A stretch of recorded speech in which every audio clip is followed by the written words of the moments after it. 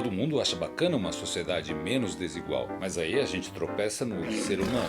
Não fosse esse pequeno detalhe, qualquer comunidade poderia se autogovernar sem nenhuma hierarquia. Em que momento da história a ideia de repartir o pão passou a ser confundida com sustentar vagabundo? As teorias socialistas são frequentemente abraçadas por aqueles que se consideram de esquerda e estão relacionadas ao estado de bem-estar social. Ou seja, a função do Estado é garantir o bem-estar da sua população. Pô, mas isso seria bem legal, hein? Ah não, nos Estados Unidos é justamente o contrário e eles são uma potência. Lá o governo não se mete em nada, é cada um pra si. Não tem férias, nem 13º, mas todo mundo tem seu carrinho, sua casinha. Tem certeza? Muita gente que se considera capitalista defende com unhas e dentes o direito à propriedade. Só que no maior país capitalista do mundo, ninguém é dono de nada. A maioria da população financia seus imóveis através de hipotecas que são negociadas até o fim da vida. Além disso, existem distorções enormes.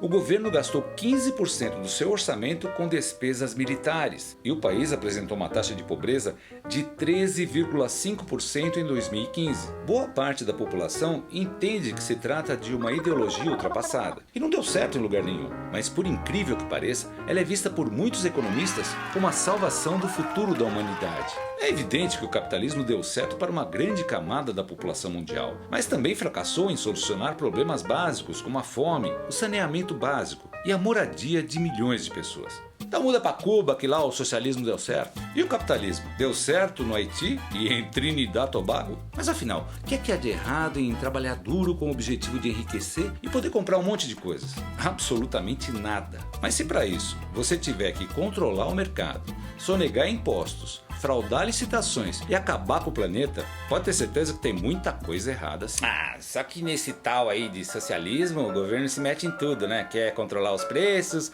o mercado, e a história já provou que isso não funciona. É a concorrência que gera os preços justos. Mas quem falou em mudar isso? Só que tem um porém. Se a livre concorrência é uma ferramenta tão eficaz no controle dos preços e o consumidor é soberano na escolha de um produto, como explicar que uma cervejaria controle 70% do mercado? E será que essa mesma regra pode valer para um hospital? Você pode diminuir a cerveja, mas ninguém fica doente porque quer. Ó, vai naquele ali que tá em promoção, viu? Se você fizer uma cirurgia de retirada de vesícula, leva 2 próteses de quadril. O mesmo vale para escolas, mobilidade, saneamento básico. É possível sim ter uma abordagem social em um país capitalista. Não é possível que os bancos e o mercado financeiro continuem sufocando o povo que rala para ganhar sua grana. Existe um capitalismo que pode ser melhor para todo mundo, basta que ele seja humano, mas não esse aí que eu mencionei no começo. Foi por causa do dano que se recebe que a gente entrou nessa baita crise. Se a gente compartilhar, ninguém fica sem. Curtiu? Então inscreva-se no canal e compartilhe.